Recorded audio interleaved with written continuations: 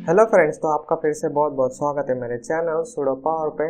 और इस एपिसोड के अंदर हम लोग एक नया टॉपिक देखने वाले हैं जिसको हम लोग बोलते हैं रिकर्शन, और उसको खास करके फंक्शन के साथ यूज़ किया जाता है, इसलिए हम लोग उस फंक्शन को बोलेंगे रिकर्शन। ठीक है फ्रेंड्स, तो खास करके आपको इंटरव्यू के अंदर अगर कुछ टेक्निकल कोड करने के लिए बोले तो जनरली आपको रिकर्शन के थ्रू आपको करने के लिए बोलता है, तो इसीलिए आपको रिकर्शन आना चाहिए। तो ये एपिसोड भी आपको पूरा देखना है। ठीक है फ्रेंड्स, तो चलो स्टार्ट करते हैं।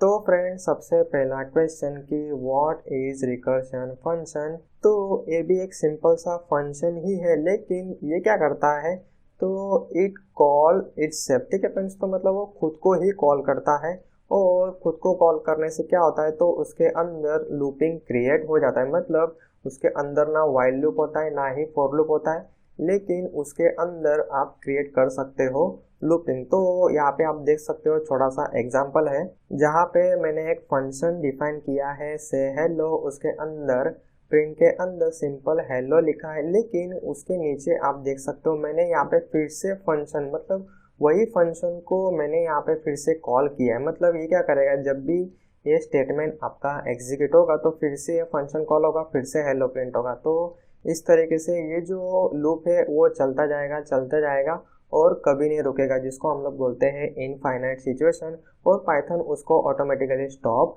कर देगा। तो इसका हम लोग प्रैक्टिकल देखते हैं तो आपको ज़्यादा आइडिया आएगा। तो फ्रेंड, अभी आ जाओ आपके VS कोड के अंदर, और यहाँ पे मैं लिख देता हूँ रिकर्शन। यहाँ पहले तो यहाँ पे हम लोग एक फंक्शन डिफाइन कर देते हैं से हेलो, इसके अंदर मैं लिख देता हूँ सिंपल हेलो, और उस फंक्शन के अंदर ही उसको मैं फिर से कॉल कर देता हूँ। ठीक है फ्रेंड्स, तो इसको अभी फिलहाल हम लोग रन करेंगे तो कुछ भी नहीं होगा, क्योंकि ये फंक्शन को हम लोग को फर्स्ट टाइम एक स्टार्ट देना पड़ेगा। इन शॉर्ट फंक्शन के बाहर उसको हम लोग को कॉल करना पड़ेगा। तो ये फंक्शन यहाँ पे फर्स्ट टाइम कॉल होगा, हेलो प्रिंट होगा, फिर से ये स्टेटमेंट क्या करेगा, फिर से ये फंक्शन को कॉल करेगा। तो इस तरीके से ये लूपिंग चलता जाएगा। तो अभी हम लोग इसको रन करते हैं, और पाइथन आप देख सकते हो यहाँ पे मैं स्क्रॉल कर रहा हूँ तो यहाँ पे बहुत ही बार हेलो प्रिंट हो चुका है। तो पाइथन को ऑटोमेटिक पता चल जाता है कि आपका जो फंक्शन है वो इनफाइनाइट में चला गया है, और उसको वो ऑटोमेटिकली स्टॉप कर देता है। ठीक है फ्रेंड्स, तो जैसे हम लोग लूप के अंदर वाइल लूप के अंदर कुछ कंडीशन रखते हैं,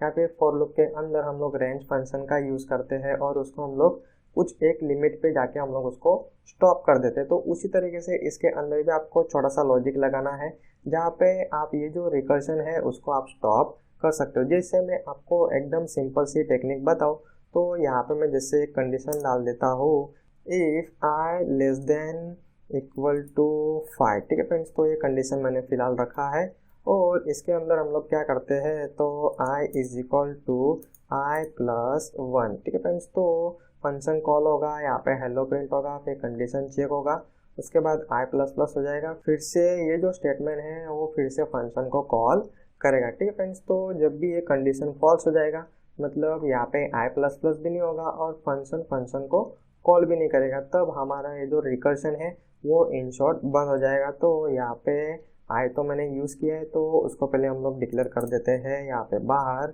और इस i को हम लोग फंक्शन के अंदर यूज़ कर रहे हैं। ये ग्लोबल वेरिएबल है, उसको हम लोग फंक्शन के अंदर यूज़ कर रहे हैं, तो उसको पहले डिफाइन करना पड़ेगा as a global variable function के अंदर। तो अगर आपको ये कॉन्सेप्ट पता नहीं हो तो इसके लिए आपको मेरा पिछला एपिसोड ज़रूर देखना है। ठीक है फ्रेंड्स, तो फर्स्ट टाइम यहाँ पे फंक्शन कॉल होगा, यहाँ पे प्रिंट हेलो हो जाएगा, यहाँ पे कंडीशन पहले तो ट्रू होगा, फिर यहाँ पे i प्लस हो जाएगा, i की वैल्यू 2 हो जाएगी, उसके बाद यहाँ पे फिर से फंक्शन कॉल होगा, हेलो प्रिंट होगा, i की वैल्यू 3, फिर हेलो प्रिंट होगा। मतलब इस तरीके से 5 बार आपका सिंपल हेलो प्रिंट होगा, और जब भी i की वैल्यू 6 हो जाएगी वहाँ पे ये कंडीशन फॉल्स हो जाएगी, और आपका जो लूप है, आपका जो रिकर्शन है वो बंद हो जाएगा। ठीक है फ्रेंड्स, तो इसको मैं करता हूँ क्लियर, और इसको रन करके देखते हैं। तो आप देख सकते हो यहाँ पे टोटल 7 टाइम प्रिंट हुआ है। ठीक है फ्रेंड्स, तो हम लोग को यहाँ पे पहले 1 से स्टार्ट करना पड़ेगा, और यहाँ पे अगर मैं इक्वल टू निकाल दूंगा तो वो 5 टाइम प्रिंट हो जाएगा। ठीक है फ्रेंड्स, तो वो तो लॉजिक के ऊपर है, लेकिन आपको अभी फिलहाल ध्यान क्या रखना है, तो आपको एक यहाँ पे एक कंडीशन रखना है, और ये कंडीशन ट्रू रहेगा या फिर फॉल्स रहेगा। ठीक है फ्रेंड्स, तो वो आपके ऊपर डिपेंड करता है आप कैसे लॉजिक लगाते हो, कैसे आप उसको डिफाइन करते हो। तो इन शॉर्ट अभी मैंने क्या किया, तो जब तक हमारी कंडीशन ट्रू है तब तक हम लोग उस फंक्शन को कॉल करेंगे, मतलब इन शॉर्ट ये रिकर्शन चलता रहेगा। तो फ्रेंड यही है आपका रिकर्शन, जो आपको जनरली इंटरव्यू के अंदर भी बहुत ही बार पूछा जा सकता है। तो अगर मैं मेरा एक्सपीरियंस बताऊँ तो मैंने जब मेरा फर्स्ट इंटरव्यू दिया था तभी मुझे प्रोग्राम पूछा गया था फिबोनाची सीरीज। तो इन शॉर्ट वो जो लॉजिक है वो आपको कन्वर्ट करना था किसके अंदर, इन शॉर्ट रिकर्शन का यूज करके आपको फिबोनाची सीरीज प्रिंट करना था। ठीक है फ्रेंड्स, तो ये क्वेश्चन मुझे पूछा गया था, तो आई थिंक आपको भी मतलब पूछा जा सकता है। ठीक है फ्रेंड्स, तो जनरली जो कोडर होता है, जो लॉजिक होता है, उसके लिए बहुत सारे तरीके होते हैं, लेकिन जो रिकर्शन वाला जो टेक्निक यूज़ करता है उससे थोड़ा इम्प्रेशन अच्छा गिरता है। ठीक है फ्रेंड्स, तो ऐसा कंपलसरी नहीं कि आपको रिकर्शन ही हमेशा यूज़ करना है लूपिंग के लिए। तो रिकर्शन कब यूज़ करते हैं, जब हम लोग को लूप कितनी बार चलाना है वो हमारा फिक्स नहीं होता है। ठीक है फ्रेंड्स, तो सॉफ्टवेयर के अंदर ऐसे बहुत सारी कंडीशन आती है कि जब हम लोग को कितनी बार लूप चलाना है वो हमारा फिक्स नहीं होता है। जैसे मैं आपको एक एग्जांपल बताऊं कि जैसे समझ लो कि एक सॉफ्टवेयर है जिसके अंदर मल्टी लेवल मार्केटिंग का एक कॉन्सेप्ट होता है।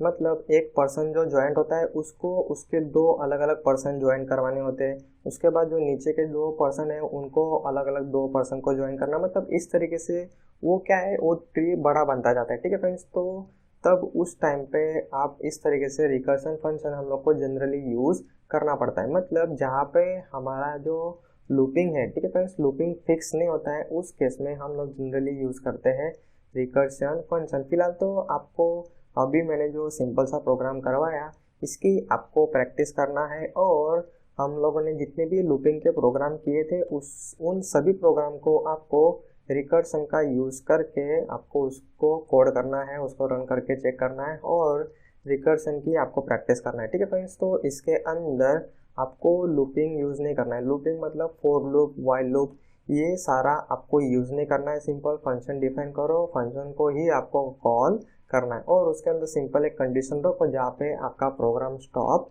हो जाएगा। तो फ्रेंड अभी जो आप कोड देख रहे हो उसके अंदर मैंने ग्लोबल वेरिएबल का यूज़ किया है, और उसका यूज़ करके मैंने यहाँ पे रिकर्शन को इन शॉर्ट स्टॉप किया है। ठीक है फ्रेंड्स, तो इस तरीके से अगर हम लोग फंक्शन के अंदर ग्लोबल वेरिएबल यूज़ करते हैं तो वो सबसे बैड टेक्निक है। ठीक है फ्रेंड्स, तो अगर आप इस तरीके से कोड करोगे तो जनरली जो इंटरव्यूअर होता है वो आपको अलाउ नहीं करेगा, और इसको देख के वो तुरंत बता देगा कि आपने फुल आपके कोड के अंदर जुगाड़ किया हुआ है। ठीक है फ्रेंड्स, तो अभी मैंने बोला कि आपको एग्जिट कंडीशन रखना है, और अभी मैं बोल रहा हूँ कि आपको इस तरीके से ग्लोबल वेरिएबल भी नहीं यूज़ करना है। तो करना क्या है, ठीक है फ्रेंड्स, तो अभी फ़िलहाल आप बेसिक स्टेप पे हो, इसलिए आप ये ग्लोबल वेरिएबल का यूज़ कर सकते हो, और इस तरीके से आप एग्जिट कंडीशन भी रख सकते हो, कोई भी प्रॉब्लम नहीं। लेकिन अभी जो मैं आपको टेक्निक बताऊंगा जिसके अंदर आपको ग्लोबल वेरिएबल का कभी भी यूज़ नहीं करना है, और ख़ास करके रिकर्शन के अंदर हम लोग ग्लोबल वेरिएबल कभी यूज़ नहीं करते। तो अभी यही प्रोग्राम को हम लोग ग्लोबल वेरिएबल जहाँ पे भी यूज़ किया है वो मैं सब जगह से निकाल लेता हूँ, और इसको अभी हम लोग प्योर रिकर्शन फंक्शन में कन्वर्ट करते हैं। तो यहाँ पे अभी आपको पास करना है एक पर्टिकुलर नंबर, तो मैं यहाँ पे 10 पास करूँगा तो 10 बार इन शॉर्ट हेलो प्रिंट होना चाहिए। तो इन शॉर्ट ये फंक्शन के अंदर यहाँ पे एक पैरामीटर आएगा, क्योंकि मैंने यहाँ पे पैरामीटर पास किया है, यहाँ पे हेलो प्रिंट हो जाएगा। उसके बाद मैं यहाँ पे कंडीशन रख सकता हूँ, जब तक ये जो नंबर है वो 0 से बड़ा होगा तब तक हमारा लूप चलेगा। और इसके अंदर अभी मेन लॉजिक है, तो अभी जब भी ये फंक्शन को कॉल करेगा तब मैं यहाँ पे क्या करूँगा, तो नंबर -1।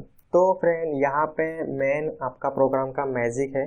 तो यहाँ पे जब भी फंक्शन कॉल होगा तब नंबर की वैल्यू यहाँ पे क्या पास होगी, तो फर्स्ट टाइम तो इसके अंदर 10 पास होगी, लेकिन सेकंड टाइम नंबर -1 मतलब इसके अंदर पास होगा 9। ठीक है फ्रेंड्स, क्या पास होगा 9, तो हेलो प्रिंट हो जाएगा, फिर 9 चेक होगा, फिर यहाँ पे 9 -1 मतलब 8 हो गया, तो यहाँ पे 8 पास होगा, फिर 7 होगा, फिर 6 होगा। इस तरीके से वो 0 तक जैसे ही पहुँच जाएगा तो वहाँ पे ये रिकर्शन स्टॉप हो जाएगा। ठीक है फ्रेंड, एकदम सिंपल सा लॉजिक है जहाँ पे हम लोग एक एक नंबर माइनस कर रहे हैं, और जो माइनस वाली वैल्यू है वही हम लोग फंक्शन के अंदर भेज रहे हैं। तो इस केस में हम लोग को जो ग्लोबल वेरिएबल है वो भी यूज़ करने की ज़रूर नहीं पड़ती। तो फ्रेंड ये सिंपल सा लॉजिक ही है, इसके अंदर कुछ भी मैजिक नहीं है। रिकर्शन तो एकदम सिंपल है, जो फंक्शन को फंक्शन कॉल करता है एकदम सिंपल सा है, लेकिन उसके अंदर जो हम लोग लॉजिक बिठाते हैं, जो हम लोग कोड करते हैं वो मेन है। ठीक है फ्रेंड्स, तो उसके अंदर पहली बात तो आपको ग्लोबल वेरिएबल का यूज़